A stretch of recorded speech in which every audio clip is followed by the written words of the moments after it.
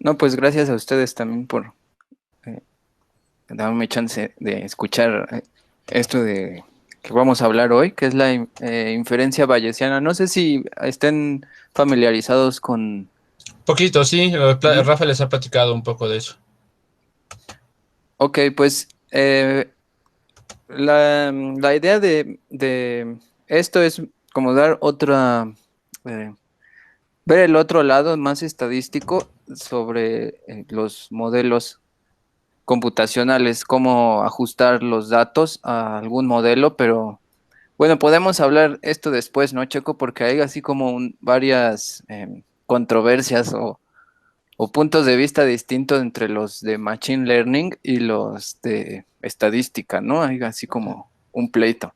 Entonces, la plática de hoy es, es más bien como es de este lado estadístico y es de por qué los estadísticos se quejan de los de Machine Learning. Entonces, pues todos están viendo la presentación, ¿verdad? Bueno, como yo no me veo y me gustaría si pudieran decirme cosas o como hacerlo más interactivo, ¿no? Sí, sí, Para que no me sienta como perico. no, sí, es Sí, fuerte, pues es complicado, pero lo que estaba pensando, lo que hemos hecho en otras, digo, claramente, aprovechando que nos acabas de invitar a la duda y hacia a la reflexión cuando quieran, pues se la extiendo a los chicos, ¿no? O sea, cuando quieran interrumpirte, pues adelante. Pero luego no se animan, y si no se animan, suelen poner las dudas en el chat, y si ok. ponen las dudas en el chat, pues yo te las leo, ¿cómo ves? Ah, perfecto, sí. Ok. Pero aquí estamos, ¿eh? Muy bien, muy bien. Bueno, vamos o sea, digamos que la base de la inferencia bayesiana es esta cosa de aquí, que vamos a, sí estamos familiarizados con leer esto, ¿verdad? Las condicionales y las Sí, probabilidades. Ok, entonces, para estos fines, todo lo que esté en corchetes va a ser la distribución de probabilidad. Ajá.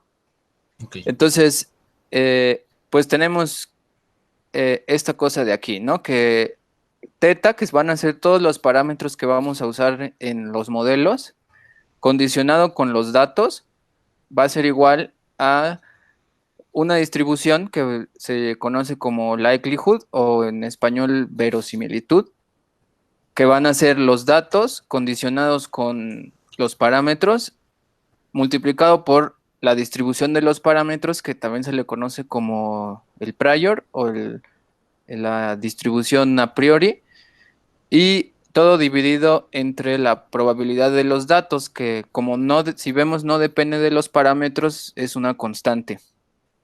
Ajá, entonces básicamente esa constante nos va a dejar que es una proporción, o sea que esta cosa de aquí, que son los parámetros dados los datos, va a ser proporcional al likelihood multiplicado por el prior. Si le subrayo, se ve que está, Sí, lo estoy, sí, ah, sí, bueno, sí. muy bien. Entonces, ¿qué quiere decir? Esta cosa de aquí se le conoce como probabilidad posterior o distribución de probabilidad posterior y va a depender eh, de los datos y de los parámetros. Entonces, esto como es un tutorial, pues lo vamos a hacer lo más práctico posible. Entonces, vamos a empezar con un modelo lineal en el cual las observaciones Y van a estar distribuidas normal con una media mu y un sigma cuadrado. En este caso, como es lineal, pues la mu va a ser esta combinación lineal entre un parámetro alfa y dos parámetros beta que van a estar multiplicando a x1 y a x2. Y en este caso, x1 y x2 van a ser los datos. Ujú. Eh, comúnmente lo vamos a llamar covariables, que va a ser como por ejemplo, una variable multiplicada por un factor más otra variable multiplicada por otro factor y luego hay una constante. Entonces las observaciones, estas Y, van a tener en promedio esta combinación lineal y van a tener todas una varianza constante que es esta sigma cuadrada. Ahora, estos parámetros alfa, beta 1 y beta 2 los podemos también pensar como si fueran variables aleatorias. Entonces, en este caso, van a estar variando, eh, van a ser variables aleatorias normales con media cero y una varianza muy, muy grande. Entonces, lo que vamos a hacer es, primero, generar datos eh, aleatorios, como una simulación basada en esta especificación, y luego vamos a utilizar la inferencia, o sea, o el método computacional para poder llegar o para poder generar esta distribución posterior. Entonces, pues vamos, aquí nada más vamos a usar NumPy y Arbis, que es una biblioteca para visualizar eh, las distribuciones posteriores, y bueno, pues el matplotlib, ¿no? Entonces, bueno, empezamos con una semilla, o sea que es mm, una inicialización para los valores aleatorios, para que cada vez que lo corramos tengamos los mismos valores. Y aquí vamos a poner unos parámetros de alfa de 10, sigma de 3.5. Bueno, no van a ser, bueno, sí, ok. Y beta de 20 y 30, ¿no? Y vamos a generar 100 datos. Vamos a tener las dos variables predictoras, también se les llama covariables, ¿no? Es el mismo, es lo mismo. Van a ser aleatorios con un tamaño constante, un tamaño de 100 y ya, y aquí vamos a tener la ecuación. Entonces va a ser alfa beta 0 por x1 más beta 1 por x2 más, y va a ser este número aleatorio multiplicado por la varianza sigma, que en este caso es 3.5. Esta cosa creo que no importa. Entonces aquí vamos a generar los puntos. Este es de la variable 1 y este es de la variable 2. Entonces, ahora vamos a utilizar esta maquinaria para producir, o como le dicen también, samplear la distribución posterior. Para esto, en este caso vamos a usar este PyMC3, pero hay muchos. O sea, la metodología que vamos a usar se llama programación probabilística, o en inglés lo vamos a encontrar como Probabilistic Programming Languages. Ok. Y hay bastantes, ¿no? Básicamente hay, o sea, cada lenguaje de programación, o bueno, de los más populares, tienen un framework de estos, de probabilísticos. Entonces, los más famosos es uno que se llama Stan, pues este PyMC. Ahora también TensorFlow tiene uno, que es Ujú. el TensorFlow Probability. Eh, Encima del TensorFlow Probability hay uno que se llama Edward. Y también hay otro para Julia que se llama, no me acuerdo, pero hay para Julia, hay para Haskell, me parece, y Órale. hay varios. A mí uno que me gusta mucho es este de Stan, porque creo que es bueno, este sí es Turing completo. PyMC3 creo que no es todavía Turing completo, pero Stan sí. Pero es un poco más complicado de usar. Entonces, PyMC3 es más fácil de usar para ahorita. Y bueno, tiene varias ventajas.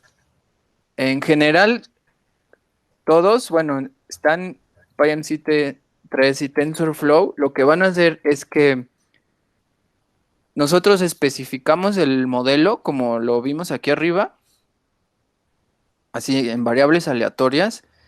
Y entonces, eh, estas librerías van a como parsear el modelo y van a hacer una equivalencia en código, en otro lenguaje. Por ejemplo, en C++, en el caso de Stan, o bueno, también C++ en el caso de PyMC3 y TensorFlow, solo que estos dos utilizan, PyMC3 utiliza Ciano, que es una biblioteca para Deep Learning, y pues TensorFlow usa el modelo de TensorFlow para datos. Entonces, ¿eso qué ventajas tiene? Uno es que el código se hace, digamos, paralelizable o se hace muy eficiente automáticamente. Eso es uno. Otro es que los métodos para encontrar la distribución posterior están basados en encontrar gradientes, ¿no? O sea, en minimizar derivadas y traducir las ecuaciones o estos modelos complejos en gradientes. Entonces, bibliotecas como TensorFlow o Ciano y estas tienen esta cosa que le llaman Automatic Differentiation, como diferenciación automatizada. Entonces, en el cual tú tienes una función numérica y por las clases, como estás utilizando este framework, se automáticamente puede sacar la derivada como si fuera un método de la función. ¿Sí, sí me van siguiendo? Sí, sí, bueno, si no lo podemos platicar con los chicos. Sí, Sí. ok. Bueno, entonces esa es la ventaja. Todo, como dije, lo pasa a C++ y ya en C++ tiene algunas bibliotecas para hacer diferenciación automática. En el caso de PyMC y TensorFlow, pues esto ya viene, digamos, por default. Y otra cosa es que PyMC y TensorFlow es escalable más fácilmente. O sea que podemos tener, no sé, correr el modelo en nuestra laptop o en una supercomputadora y el modelo va a seguir siendo el mismo, solo que en la supercomputadora sí vamos a poder utilizar todos los núcleos, ¿no? De la máquina. Bueno, anteriormente había uno, los más viejitos, pero digamos que fueron los pioneros de estos, que es uno que se llama JAX y otro que se llama Box. Y estos fueron los primeros que empezaron a hacer esta traducción entre un modelo estocástico y un modelo y el modelo pro y el código, pues, o sea, para generar la distribución posterior. Pues entonces ya vamos a lo práctico. Entonces vamos a importar PyMC3, le vamos a poner PM y pues instanciamos el modelo, que es este. Le vamos a llamar Basic Model. Y entonces aquí viene digamos, lo especial, que es que va a haber un contexto donde vamos a definir las variables del modelo. Entonces, o sea, le decimos Basic Model y vamos a poner aquí esas mismas variables que especificamos aquí arriba. Entonces vamos a necesitar un alfa, dos betas, eh, esta función, la función de media y la sigma. ¿Ok? Entonces aquí tenemos que alfa, eh, pues alfa y beta van a ser los priors, ¿no? Y sigma. Entonces van a tener una media cero y en este caso le ponemos una varianza de 10. Eh, para, para beta lo mismo, simplemente que beta va a ser un vector. Entonces le ponemos que tiene una dimensión o un shape de tamaño 2. Los dos van a ser independientes, eh, pero normales. Y luego sigma va a ser una half normal. ¿Por qué? Pues porque no podemos tener números negativos en sigma, ¿no? O sea, la varianza siempre tiene que ser positiva. Entonces, si nosotros ampliamos o generamos aleatorios de una distribución normal, pues nos puede dar también números negativos. Entonces le damos esta restricción de que sea media normal y listo. Oye, Juan, una Sí, duda nada sí, sí. más. Respecto a la distribución de las betas, ¿no habíamos Ujú. supuesto una varianza muy, muy grande? Sí, le podemos poner la varianza más grande. Esa es una muy buena Es pregunta. solo una duda, ¿eh? Ujú. O sea, No, no. no, está muy Gracias. bien. Lo que pasa es que, eh, mira, si utilizamos una varianza muy grande, es lo que le llaman un prior no informativo. Entonces, puede ser que tarde más en converger al valor porque está agarrando valores muy, muy grandes. En este caso yo lo hice pequeño para que no tardara tanto, pero podemos hacer ahorita el ejemplo para ver qué es lo que pasa con una varianza más grande, ¿va?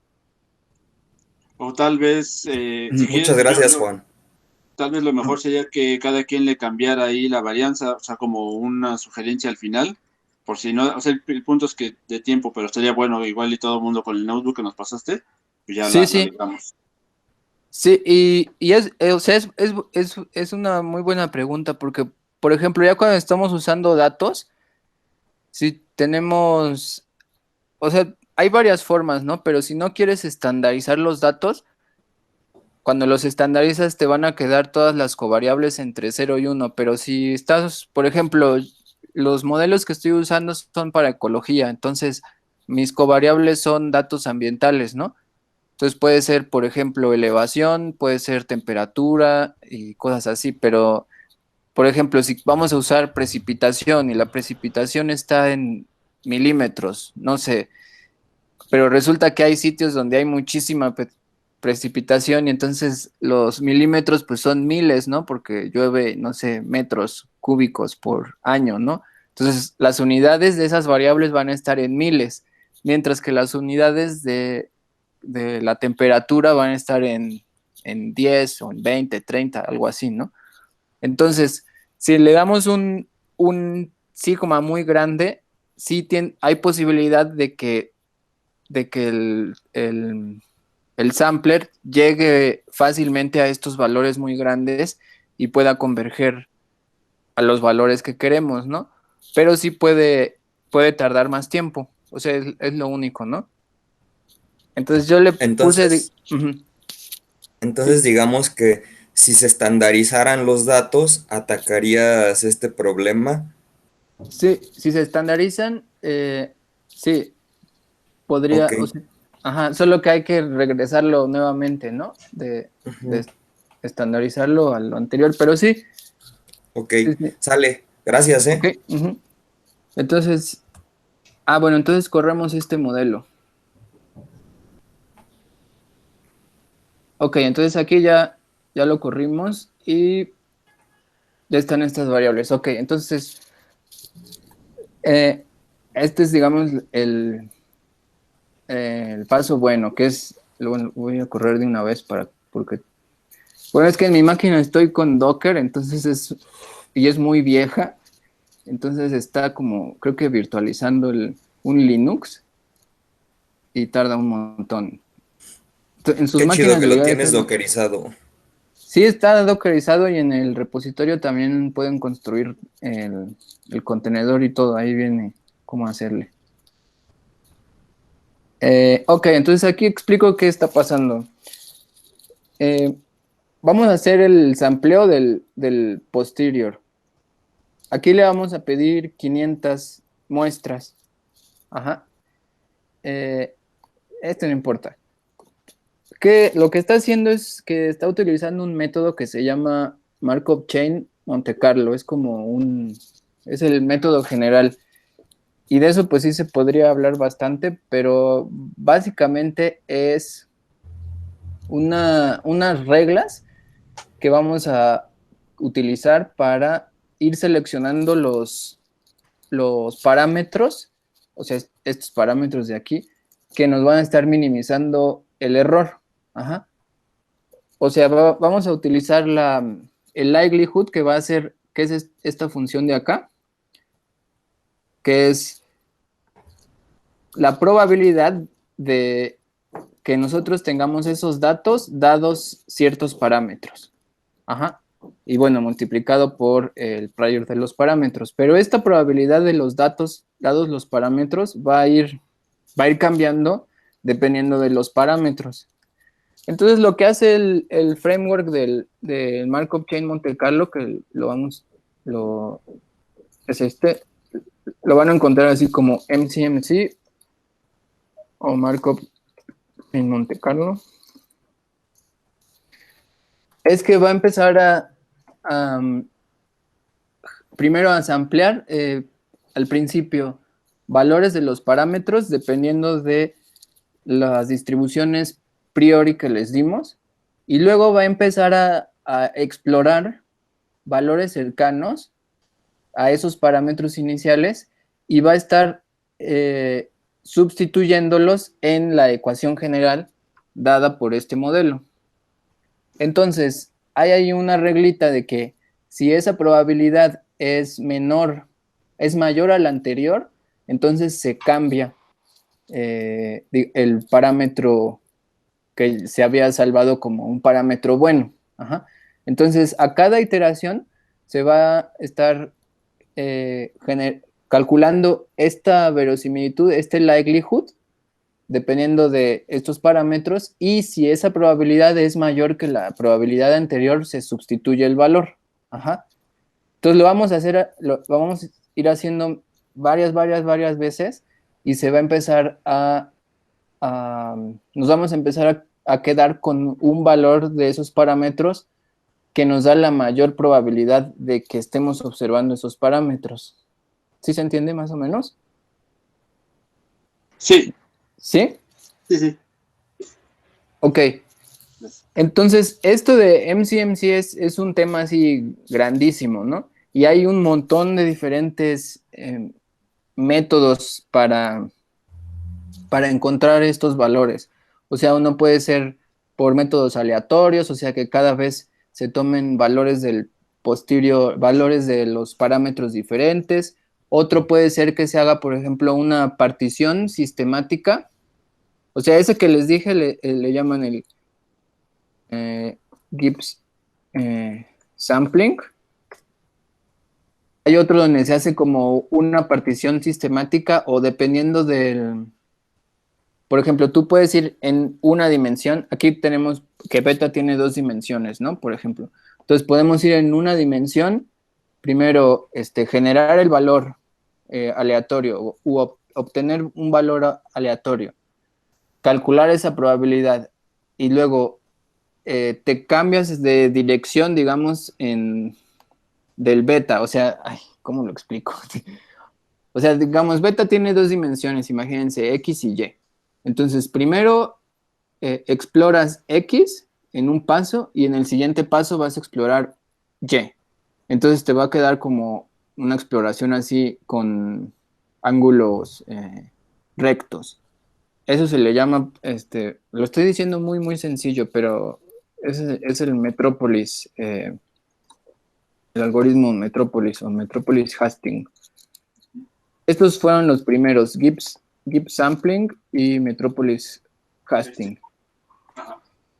Y se han ido refinando mucho. Hay ahorita el que está utilizando PyMC y está utilizando Stan y es como el más nuevo, es uno que le llaman Hamiltonian Monte Carlo. Monte Carlo, ¿es junto? No, creo que es así, Monte Carlo. Creo que sí es junto, ¿no? Bueno, ya no importa. O le llaman HMC. Y es basado en métodos físicos. Entonces, imagínense que la distribución de probabilidad, como vamos a tener que son normales, normal, sigma, y estos son funciones continuas. Entonces, esta cosa es una función continua y esta cosa de aquí también es una función continua. Las probabilidades son funciones continuas. Entonces, Oye, Juan, ¿sí? ¿te puedo hacer otra Sí, pregunta sí, claro, claro. justo respecto a lo que acabas de decir? A mí me estaba surgiendo justo la intriga, ¿no? O sea, yo siempre he visto que los parámetros se suponen con distribución normal. Tengo entendido por teorema del límite central y todos estos métodos buscan eso. Aunque X1 y X2 se distribuyan como ellas quieran, ¿no? O sea, que sean otras cosas. Uh-huh. Hay otros supuestos, o sea, hay manera de suponer que los se distribuyan de otras maneras. Claro, sí, sí. Y de hecho, esa es como una de las grandes ventajas de estos lenguajes, porque tú puedes utilizar todos estos distribuciones, ¿no? Mira, puedes utilizar beta binomial, puedes utilizar Cauchy, Cauchy, ahí viene todo. Chi Qué cuadrada, bien. student, gamma, un montón, ¿no? Y hay también Perfecto. discretas. Ahorita voy a explicar esto del discreto porque tiene su truco. Porque recordemos que para encontrar la solución se necesita calcular el gradiente. Entonces va a haber unas distribuciones que son discretas y que no tienen gradiente. Ajá. Pero para eso se pueden utilizar otros métodos. Ajá. Hay una especie de derivada discreta, ¿no? O sea, como para encontrar ahí el óptimo, pero Sí, o sea, unas digamos, ajá, usa discreto, ¿no? Porque al final todo es numérico. discretizable, ajá. Ajá. Va, Pero va, va. sí tiene ese problema de que a veces si, por ejemplo, un problema que tuve en algún momento fue que a esta cosa o sea, estaba haciendo otro tipo de modelo, pero hace cuenta que la observación era muestrear también de una normal, pero yo le puse, por tonto, le puse un sigma de 0. Varianza 0. Ajá, varianza 0. Entonces, en realidad es como que la superficie esta, o la variedad de las soluciones, tenía una singularidad en sigma 0. Y entonces lo que hacía la cosa esa es que no convergía y se iba y se iba y se iba. O sea, iba calculando y, o sea, cuando digo no convergía, quiere decir que seguía generando posibles soluciones, pero siempre la solución era mejor que la anterior, ¿me entiendes? Entonces era como que iba cayendo en el agujero del sigma y entonces nunca terminaba de computar. Y ya Ok, después me di ok. cuenta que era porque tenía una singularidad ahí. Pero bueno, o sea, Va, chido, chido. se pueden utilizar todas esas distribuciones. Por ejemplo, podrías decir que no quieres que alfa sea normal, sino Ajá, una de student. a Porque huevo. es así. Aunque no sé qué parámetros tenga el student, déjame ver. Creo que grados de... Sí, A ver. tiene grados de libertad, pero no sé qué. A ver. ¿Qué más? La verdad nunca he utilizado student, pero Pues en muestras chiquitas ya ves que dicen que es la sí, buenona, ¿no? sí, eso sería como para estos modelos frecuentistas. He visto que lo usan también cuando quieren hacer las colas más grandes. Pesadas. Ajá, Ajá, exacto. Cuando quieres modelar cosas de riesgo, ¿no? Donde no, ándale. la probabilidad de que sucedan esos eventos es mayor de que si fuera una normal. Exacto, exacto. Los eventos raros son más comunes, ¿no? Sí, sí, exacto. Entonces, no sé, le ponemos 30. No sé, esto ya es, Sí, sí, sí, está a chido. ver qué sale. Y A ver está si no muy se bueno queja. eso de que los eventos raros sean más comunes. Sí, y eso lo puedes obtener con este tipo de colas, ¿no? Digo, de distribuciones. Sí, todavía tenemos que ver varias distribuciones, todas las continuas, pero sí está padre ver que no todo es la normal. Sí, y sí es como un supuesto fuerte, ¿no? Que muchos... Lo que pasa es que la normal, o sea, digamos que como se hacía estadística bayesiana, bueno, se sigue haciendo así, ¿no? También se puede hacer de forma analítica. Entonces, cuando tenemos esta cosa de aquí, pues cuando son normales, pues el likelihood de una normal sigue siendo normal y Claro. el prior igual. Entonces, hay una cosa que le llaman distribuciones. Ay, espérame. ¿Cómo se llama en variable compleja cuando tienes como el número que divide? ¿Se acuerdan que... ¿El módulo? No, No, no, no, no el el módulo. No, no es que no es conjunta, es conjugado, el Conjugado. conjugado. conjugado, sí, exactamente, conjugado. Entonces, Distribuciones conjugadas. ajá, exactamente. Entonces, distribuciones conjugadas es, por ejemplo, que la familia de funciones que estás que tienes del lado derecho va a ser igual a la familia de funciones del lado izquierdo. Generalmente son funciones gamma, que son Claro. exponenciales. O sea, la normal es un caso especial de una función gamma, ¿no? Sí, Entonces, sí. De hecho, es la familia de las exponenciales, ¿no? Es así exactamente. como. Entonces, todas las exponenciales caben o, o son conjugadas de una gama, por ejemplo. Y entonces Eso, mucha gente usa, por ejemplo, un prior que le ponen beta, porque el beta con la normal te va a dar una distribución gamma. eso. Y entonces ya tienes una expresión analítica para la posterior. Ajá. Entonces ya, digamos, ya no tienes que hacer ninguna cosa computacional. Ahora, el gran problema es que no, o sea, es un subconjunto muy pequeño el que son conjugadas. Sí, Ajá. Y hay cosas donde no vamos a, o sea, la solución es que le llaman no tractable o sí, untractable. de Ajá, exploración numérica, sí, o sea que no ¿no? hay una solución analítica No, para, no. para encontrar, o sea, para que te defina el posterior. Pero sí se puede generar con este método. O sea, resulta que el MCMC funciona, siempre vas a encontrar la distribución posterior, Ujú. siempre. El problema es que puede tardar un chingo de tiempo, ¿no? Así,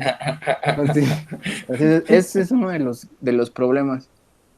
Pero bueno, por ejemplo, aquí utilizando esta del student en alfa, pues ya acabo de hacer el sampling y vamos a hacer el plot trace. Entonces, disculpen que es muy lento esta cosa, pero No, pues está a muy ver. bien. Sí, también es el problema. Sí, te deja el micrófono abierto, sí. También es el problema de este tipo de cosas, ¿no? Que ya los tutoriales o Ujú. las exploraciones iniciales son con poquitos puntos porque va a tardar 10 minutos, ¿no? El caso de juguete. Ya Sí, hacerlo de veras es como, bueno, pues déjalo un día a ver si termina, güey. sí, sí. Esa es una de las cosas. Ahora que, bueno, mm, por ejemplo, yo he estado usando más Stan porque me es más flexible y tarda un buen, ¿no? Entonces, pues sí, lo dejo corriendo ahí en una compu que ni es mía, pero ahí la dejo correr. Yo tengo esperanza de que si usando el TensorFlow o incluso PyMC puede hacerse más rápido porque ya tiene internamente estos frameworks o librerías para hacer el cálculo más eficiente, ¿no? O sea que si tienes un GPU lo puedes usar y cosas así. Pero la verdad no he explorado por ahí. Pero supongo que en un futuro pues sí va a ser posible, ¿no? Así que a lo mejor...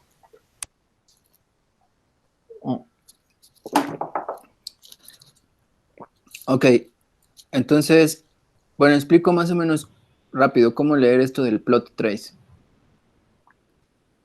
Del lado izquierdo tenemos las distribuciones obtenidas, ¿no?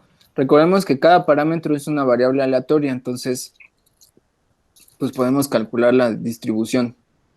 Y del lado izquierdo es ese valor eh, aleatorio que vamos a tener en cada iteración. Como le pedimos 500 iteraciones, pues vamos a tener 500 puntos.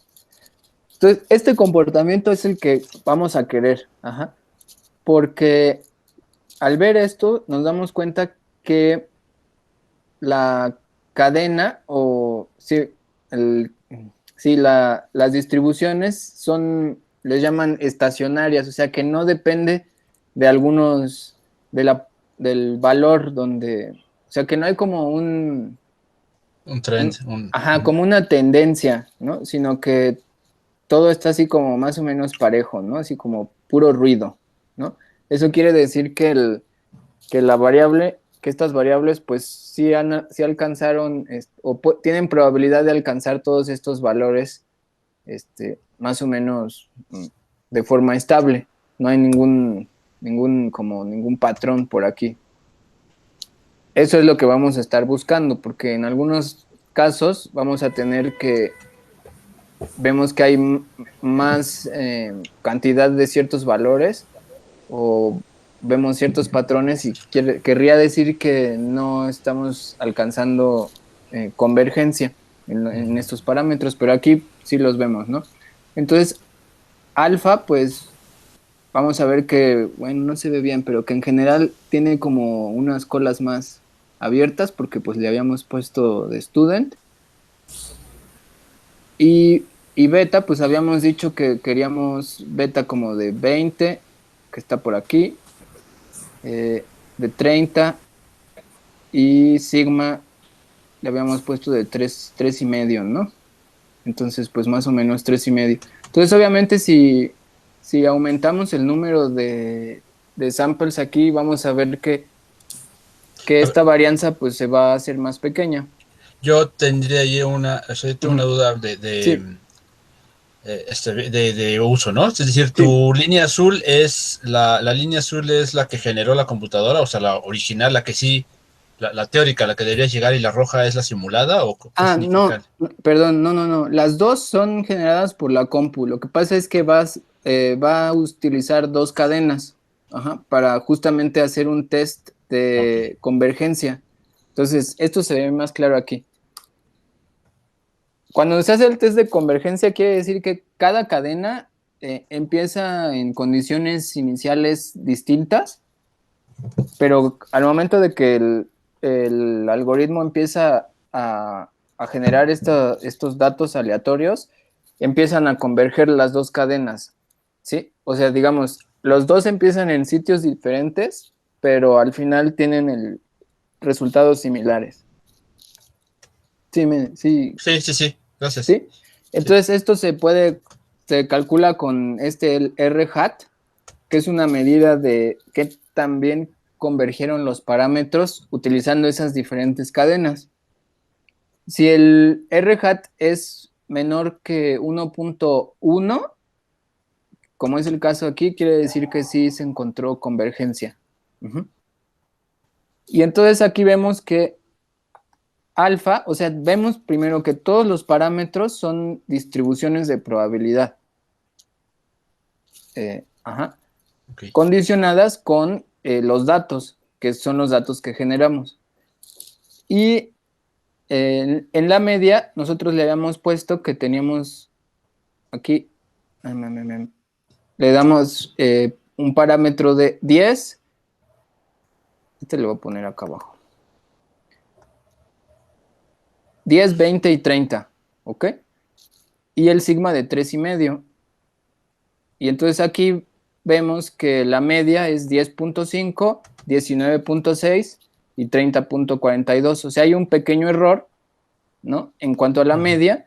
Y lo más importante es que podemos calcular cuantiles. Ajá. Podemos calcular como intervalos de confianza. No son intervalos de confianza porque digamos que eso viene del método frecuentista.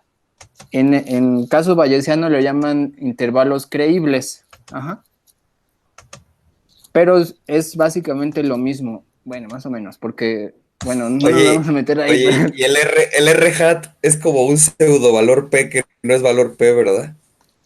pues lo que pasa es que el valor P es suponiendo que los... Sí, sí, sí, Ajá, sí o te sea, entiendo. digamos que converge, o sea, estamos diciendo, está convergiendo y tenemos Sí, sí, es que este rango de error, ¿no? O sea, aquí sí va a ser que la probabilidad de el alfa, de que mi alfa verdadero está entre 9.8 y 11.14, ¿no?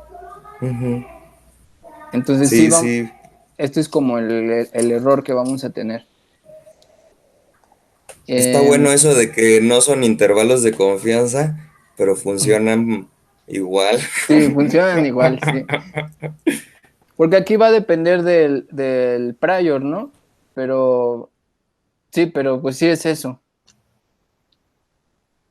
En el caso de frecuentista, pues no hay priors, ¿no? Y en el caso frecuentista, estos valores son fijos, o sea, las alfas y los betas son valor, o sea, no sabemos qué error hay en los alfas y en los betas, simplemente estamos suponiendo que... Justo, eh, ¿no? Ese es ujú, una buena, así que los chavos podrían recordar que en el caso bayesiano, los parámetros son variables aleatorias, ¿no? O sea, y justo en el caso frecuentista, pues no. En el caso frecuentista, no. Ajá, exactamente. Y bueno, este es otro ejemplo que hice. Nos quedan 10 minutos. Entonces, hice dos ejemplos más. Uno que es simplemente extendiéndolo a varios betas, tantos como queramos.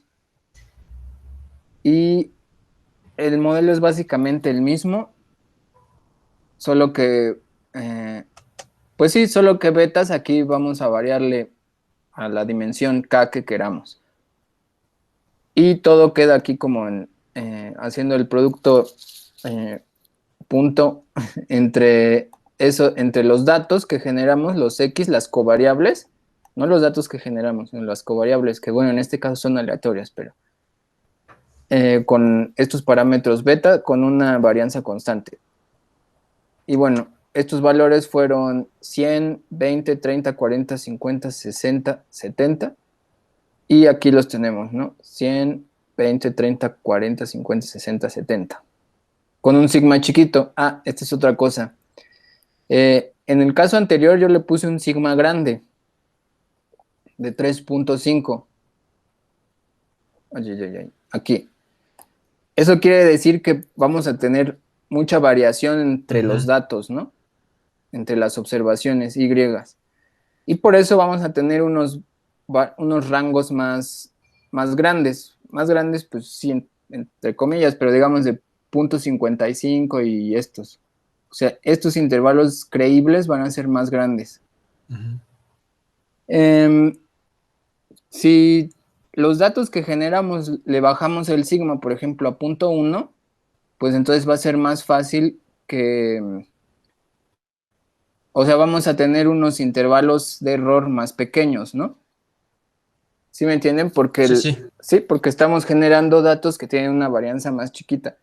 Entonces, esa es una de las cosas, ¿no? Si los datos con los cuales estamos utilizando, o sea, que queremos sacar esta distribución posterior, tienen una varianza muy grande, pues los rangos van a ser más grandes, los intervalos creíbles van a ser más grandes. Eso es, o sea no hay de otra, ¿no? Y para este ejemplo de regresión múltiple, ¿escogiste la varianza chiquita por cuestión práctica o es es decir, porque si no iba a tomar mucho tiempo generar todas las todos los resultados? O más bien es ya una petición de si mientras más crece no sé, eso es mi duda. O sea, bueno, una cosa sí es verdad, ¿no? Si vas a usar entre más covariables tengas, más va a tardar en converger. Eso, o sea, tu dataset debe ser más grande, ¿no? ¿Cómo? ¿Perdón? Tu dataset, de la cantidad de datos que recabes, tiene que ser mayor. Mientras más covariables, pues junta más datos. Sí, también. Y justo por la varianza, ¿no? Porque aunque esos datos tengan una varianza, digamos, constante, y tienes poquitos datos, es como tener una varianza muy grande, porque digamos que la información que tienes no es suficiente, ¿no? Entonces necesitas más datos para poder tener más información y poder caracterizar mejor el proceso. Y aquí yo le escogí una varianza chica para no tener tantos problemas y decir, miren, si usas muchas covariables, tenemos, pero pues lo podemos hacer. A ver. No me lo preguntabas justo para como dejar claro ese punto alrededor. O sea, justo fueron las dos, ¿no? O sea, la varianza chiquita fue para que tu ejemplo acabara aquí en el notebook, pero también es porque mientras más covariables, la varianza pues tienes que acotarla más. Sí, o va a tardar más, ¿no? Y la otra cosa es que, de todos modos, tú le puedes dar 20, o sea, le puedes pedir un posterior de 20 elementos y pues te va a dar, o sea, seguramente no va a converger los parámetros, pero te va a dar algo, ¿no? Y lo que te va a dar va a ser una varianza, o sea, entre los datos, la varianza de esta posterior va a ser muy grande. Entonces, digamos que siempre hay, o sea, no hay como un free lunch, ¿no? Como dices, Checo. Exacto. no hay free lunch. Pero pues hay, o sea, sí hay ciertas técnicas que puedes usar que lo vas refinando con el tiempo, ¿no? Así de, no, pues sabes que no uses esta varianza, o a lo mejor la varianza, el prior de la varianza que estamos dando no es muy informativo. Si le damos algo más informativo, que ya sabemos que porque por teoría la varianza no puede ser más de, no sé, 3. Estoy obviamente hablando a lo muy, muy general, ¿no? Pero digamos que nosotros podemos utilizar la teoría de la cosa que estamos modelando para definir priors más informativos. Okay. Y entonces tener resultados como, o sea, poder reducir el intervalo creíble. El otro ejemplo que tenía era para efecto fijo no lineal. Perdón, me olvidé decir. Espérenme. Esto de aquí, mu, la función de media, se le conoce también como efecto fijo. Ajá.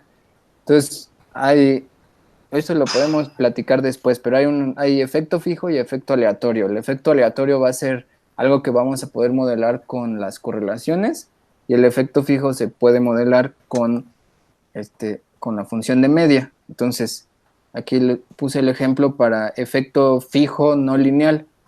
Simplemente utilizamos una parábola. O sea, ahora ¿todavía tenemos tiempo? 4 minutos. Ok. Entonces aquí tenemos datos que los vamos a distribuir como si fuera una parábola. Pues simplemente porque aquí le puse una forma cuadrática, o sea, un término, una constante, un x normal y la misma x, pero al cuadrado. Recordemos que la x son simplemente valores aleatorios. Y sí, aquí también podría tardarme en explicar esto, pero vemos que es una combinación lineal, o sea, esta x va a ser una combinación lineal igual entre pues 3 valores, 3 betas, digamos, beta 0, beta 1 y beta 2. Entonces, aquí va a ser es como un modelo lineal, simplemente que lo que va a cambiar son las covariables, que ahora vamos a tener términos multiplicando esas covariables, y por eso tenemos esta forma como de parábola. Ahora, esto se puede generalizar a polígonos, ¿no? Si metemos aquí, por ejemplo, un x por x por x, pues vamos a tener formas cúbicas, o podemos tener x 4 veces y tenemos formas, ¿cómo se dice? No sé cómo se diga. Así. Bueno, eso. Pero el modelo sigue siendo el mismo. Entonces, aquí generamos 1000 y nos dio esos parámetros que queríamos. Ahora aquí beta, este es interesante, porque le habíamos puesto que el término intermedio, digamos, esta mezcla de aquí, esta x, iba a ser 0. Y el otro va a ser, el término cuadrado va a ser -2, o sea que en realidad vamos a tener algo así como, creo que aquí lo tenía. Sí, vamos a tener esta forma, ¿no? Esta ecuación, que va a ser igual a beta 0, beta 1 por x, beta 2 por x cuadrada. En el caso de beta 1 va a ser 0, entonces no lo vamos a tener, y solo vamos a tener beta 0 más beta 1 al cuadrado. Como beta 2 es negativo, pues por eso tenemos esta forma así como de joroba. Y vemos que en la inferencia, pues sí tenemos estos valores de los betas, pues muy, muy cercano a 100. Este es prácticamente 0, este es -2. El epsilon ya le habíamos dicho que es 0 con varianza constante, y su varianza en este caso es 1. Aquí vemos una cosa, ¿no? Porque la varianza la habíamos dejado muy chica, pero vemos que... no, ¿qué varianza le puse? Ya no sé qué varianza le puse. Punto 1, sí, le pusiste sí. Bueno, no sé si... Espérame, le puse no es cierto. En este ejemplo, sí. Sí, el punto 1 fue para el anterior. Sí, el punto 1 fue para el anterior. Entonces, aquí el sigma 1 sí se llegó a todo. Vemos el R hat, todo es 1, quiere decir que convergió. Y aquí vemos los betas, ¿no? Los valores de betas. Entonces, vemos uno que es de 100 y vemos otros que son muy chiquitos. Ahora vemos que el de 100 tiene un intervalo de confianza un poco más grande que los otros, pero pues no hay problema. Ok. Entonces, esto nada más es para graficar las distribuciones. Aquí lo que hice fue seleccionar aleatoriamente porque habíamos generado 1000 resultados, 1000 muestras del posterior, o sea, 1000 diferentes parámetros de estos, o sea, 1000 para beta 0, 1000 para beta 1, 1000 para beta 2. Entonces aquí nada más seleccionamos 400 y los ploteamos.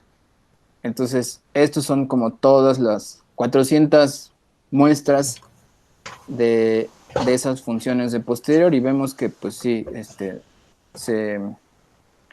¿cómo se dice? ¿Se ajustan? Se ajustan. Y como es un modelo paramétrico, pues podemos incluso, digamos, extrapolar, ¿no? A lugares donde no teníamos los datos originales. Obviamente aquí el supuesto es que estos datos son obtenidos de ese proceso, ¿no? Ajá. Ajá. Eso te iba a preguntar, o sea, ¿qué tipo de, o sea, es decir, tú estás viendo datos que se distribuyen como una parábola para cualquier lado? Uh-huh. Y esto te dice, pues mira, así podrías generar la distribución a posterior. Ajá. Pero, o sea, mi pregunta es, ¿tú has visto datos así que se distribuyan así en tu experiencia o práctica? O sea, como ecológicamente o biológicamente o... Pues podría ser, por ejemplo, presencia de ciertas especies que para una covariable, por decirte, precipitación, ¿no? Entonces, donde hay más frecuencia de esos árboles, me imagino, por ejemplo, encinos, ¿no? O sea, los encinos necesitan agua, no muy poca agua, o sea, no por aquí, pero tampoco mucha agua, ¿no? De este lado. Entonces, pues sí puedes decir que tienen, o sea, no va a ser una parábola, ¿no? Pero una parábola podría ser, o sea, un modelo más o menos adecuado, ¿no? Para modelar presencia de estos organismos, ¿no? Porque no van a vivir en lugares muy, muy húmedos porque se les pudren las raíces, ¿no? Pero sí pueden vivir y tampoco en lugares muy secos porque necesitan agua. Pero es sí que es que justo esa es mi duda, o sea, es decir, es demasiado específico suponer la cuadrada, ¿no? Porque pues igual la cuarta o la sexta o un polinomio general, ¿no? Entonces no sé si el truco, o sea, ocupar algo así como el truco del kernel para, es decir, cómo identificas qué posible modelo subyacente hay de tus datos o pruebas un chorro, ¿no? Ajá. Sí, ese es interesante porque justo es como que todos los modelos están mal, ¿no? O sea, Ajá. hay hasta una frase, ¿no? De un güey Sí, que dijo, todo, o sea, todo. sí, o sea, no hay forma de saberlo, ¿no? Pero o sea, digamos que la gente pues va a preferir los modelos que son más parsimoniosos, que tienen menos complejidad, ¿no? Porque Okay. te pueden dar como una explicación mejor de lo que está pasando. O sea, al final, mucha gente utiliza el modelo lineal, o sea, el de la recta, porque pues simplemente lo que quieres saber es si dos cosas son iguales o no son iguales, ¿no? Por ejemplo. O sea, si dos poblaciones son diferentes o no. Y, Okay. y eso lo puedes ver simplemente con una regresión lineal, ¿no?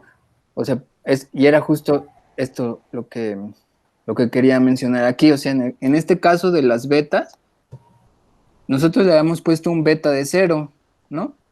Pero fíjense que siempre que tengamos una media de 0, vamos a tener en el intervalo creíble vamos a tener valores que son negativos y valores que son positivos, ¿no?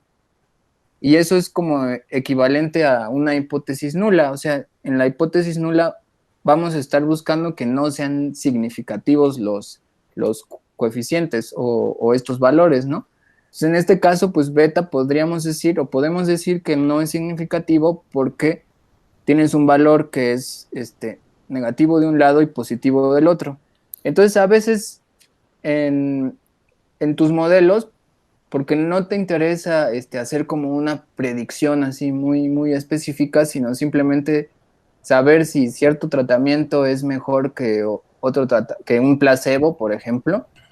Entonces, a lo mejor no te interesa tener algo así como Algo que se, cuadrático, sí. ajá, algo cuadrático o algo así, sino quieres algo que te explique, digamos, con la teoría de la cosa que estás estudiando, si hay diferencia significativa o no. Ok. Porque al final, pues, sí podríamos utilizar unas funciones muy locochonas, ¿no? Así que se ajuste muy bien con splints y cosas así. Ajá. Pero ¿qué tanto nos está diciendo de la Del modelo, naturaleza? del fenómeno, Ajá, sí. ajá. O sea, pero es que ahí va mi otra pregunta, nada más como ya para ir finalizando. Bueno, voy a Ujú, apañar la palabra, ujú, pero mi duda era, o sea, como tú le dijiste, ¿no? Lo que más nos sirve usualmente va a ser la línea recta.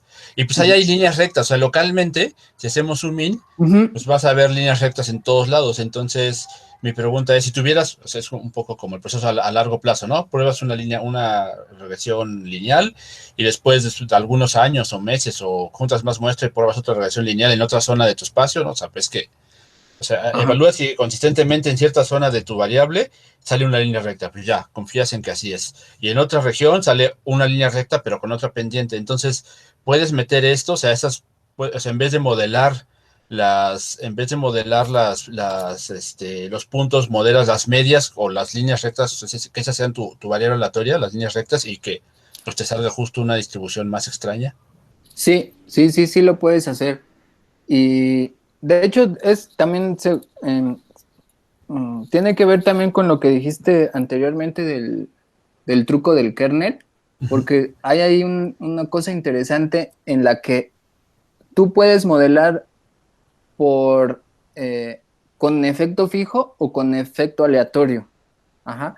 Entonces, en el caso, por ejemplo, de la estadística espacial, lo que se hace es que con el efecto aleatorio modelas la correlación.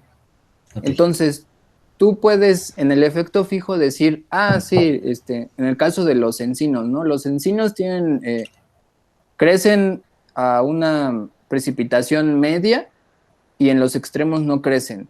Pero resulta que si hay encinos cercanos, va a haber más probabilidad de que haya otros encinos. Y eso es independiente de los variables de precipitación. Simplemente, si hay más encinos en algún lugar, la probabilidad de que haya otros encinos es mayor.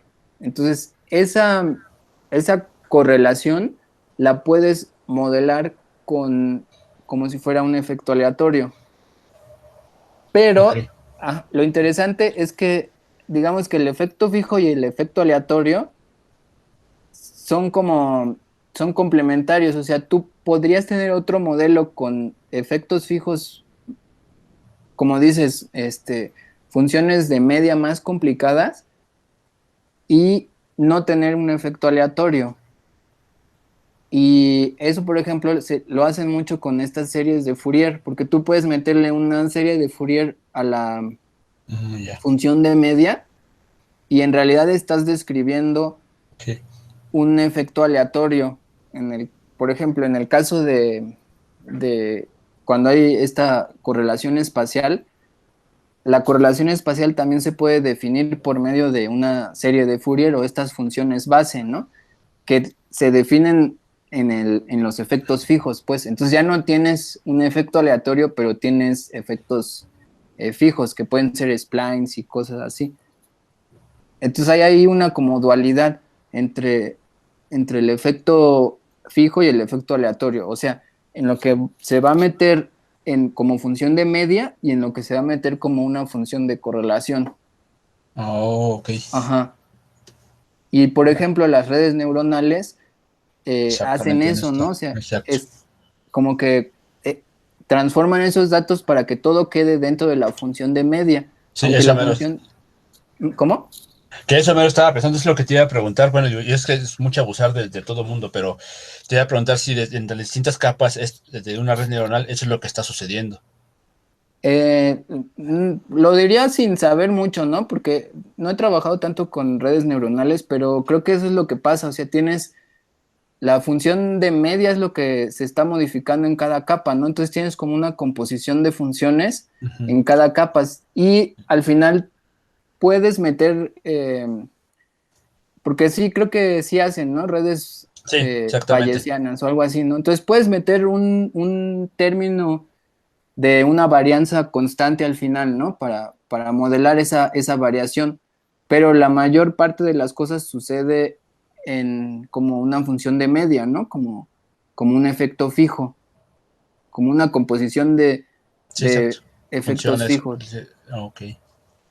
Sí, Ah, qué bueno pero está esto. ajá, lo que está padre es que tú puedes definir, si quieren, eso lo vemos otro día, pero puedes tener esta autocorrelación espacial, o sea, puedes modelar las correlaciones espaciales de la misma, pero de una forma similar se puede modelar esa autocorrelación espacial como series de Fourier dentro del fijo. O sea, sí, Sí, ajá. sí, muchas Entonces gracias, Juan. todo depende de qué es lo que quieres, porque por ejemplo, en ecología lo que interesa es que tú tengas las covariables y otra, que haya especies de cierta especie en algún lugar y entonces tú puedas explicar por qué suceden. O sea, no te interesa tanto, dependiendo del problema, ¿no? Pero no te interesa tanto predecir así específicamente si va a haber en algún lugar o no y que tú no entiendas qué es lo que está pasando, ¿no? Sin embargo, por ejemplo, tienes un robot y ahí no te interesa cómo el robot está interpretando el mundo, sino Sino que quieres lo que haga tenga bien. una precisión así, Ajá. Control. ¿no? Ajá. Exactamente. Oye, Y pues qué bueno. entonces, todo eso ya para finalizar, pues sigue estando en esta ecuación que mencioné al principio, ¿no? Que el likelihood, o sea que digamos, estos valores teta y este prior es realmente el modelo, es la teoría con el cual estamos explicando el fenómeno. Entonces es como el modelo más las observaciones. Ay, chin, ya valió. Bueno, o sea que el modelo más los datos, o sea, las observaciones, o la teoría, no, perdón, que el modelo va a ser igual a las observaciones con la teoría. Entonces, como un triángulo, de un lado, de un vértice tenemos la teoría, de otro vértice tenemos los datos y de otro vértice tenemos el modelo. Y pues ya. Juan, muchas Para, gracias. Ujú.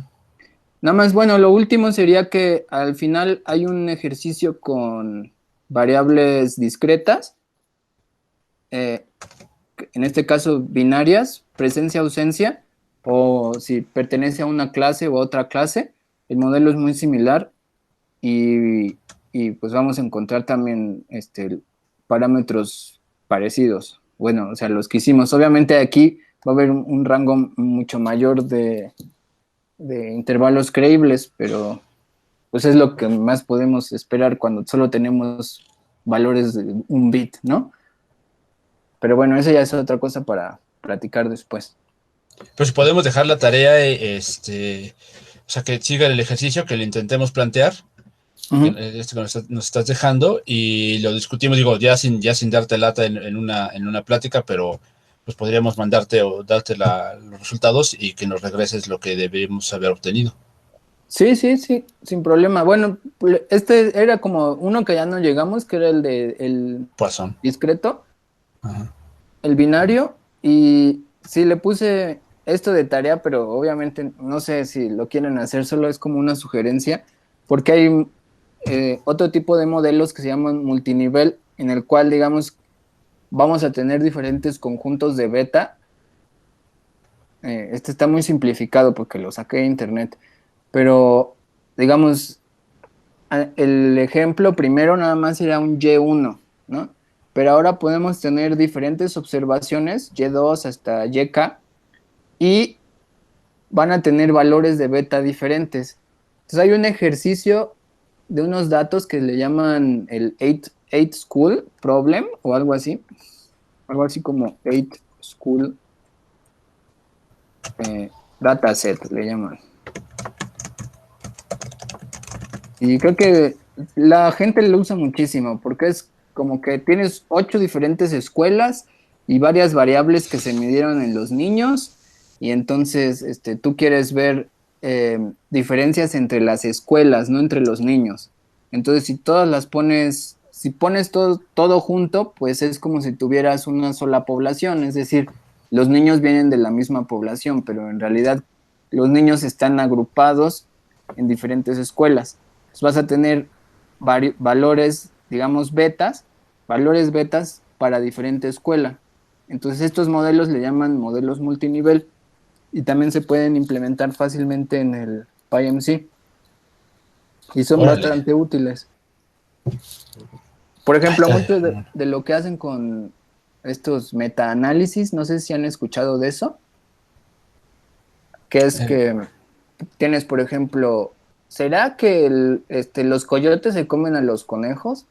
Y entonces tienes un montón de estudios de conejos y de coyotes en, en Japón. Ah, no, en Japón no hay coyotes. No sé, en el gringo, aquí, ¿no? Así en localidades aparte, ¿no? Y son estudios, pero locales. Y tú quieres hacer como algo más general y tener una hipótesis más general respecto a los coyotes y los conejos. Entonces, juntas todos estos datos locales de esta manera como multinivel y puedes generar hipótesis pues más generales. Eso. Juan, muchas gracias. ¿Preguntas de la audiencia, chicos? Ahí me voy a pasar al Meet. Ahí está Berardo. Ay, Nos caray. acompaña Berardo, Cristian. Everardo. ¿Everardo? Eso no lo creo, no creo que esté Berardo. ¿Qué onda, amigo? Es un bot, Amigo. es un bot. No, pero espérenme. A los. Digo, aquí todos somos cuates. Creo que los compañeros de la clase ya lo van intuyendo. No quiero ser como que se sientan abrumados en una reunión de chelas de amigos. La verdad es que ustedes están abiertos y invitados Saca la chela, Checo. exacto, ¿no? Ahorita, ¿no? Cada quien en sus casas. Pero de todas formas, como sea, o sea, siéntanse con toda la confianza de uno preguntar, y dos, pues también, o sea, igual les dejo el correo de Juan para que lo contacten. Y creo que lo que está muy bueno es esta chamba que nos hizo de darnos un notebook para que lo probemos. Entonces creo que mi sugerencia o la sugerencia de Juan, ahí nos pone una tarea, ¿no? Y nos pone que le movamos. Creo que le pueden mover con confianza y al final intentar hacer la tarea que está ahí, pues para ver qué sale, ¿no? Sí, podría ser esa o podría ser también extender el modelo binario a un modelo de conteo con Poisson, un proceso Poisson. O sea, básicamente es nada más cambiarle aquí. ¿Sigue estando compartida la pantalla? Sí, sigue ¿Sí? viendo. Ah, pues en vez de Bernoulli, aquí, pues le pueden poner un Poisson y, bueno, no sería Logit, pero eso ya queda de tarea. Sí, Y exacto. se estaría generando datos de conteo. O sea, eso sería para modelar cosas, por ejemplo, ¿cuántos números de especies hay aquí diferentes, ¿no? La riqueza, o cuántas especies hay acá, o cuánta gente va a llegar a tal lado en tanto tiempo. Bueno, no en tanto tiempo, ya es un poco más. Pero cosas que vas a contar, ¿no? ¿Cuántos frijoles voy a encontrar en una bolsa, ¿no? Cosas así. Si hay otra duda, o sea, si hubiera alguna duda, y si no, pues voy a dejar de grabar. Ok.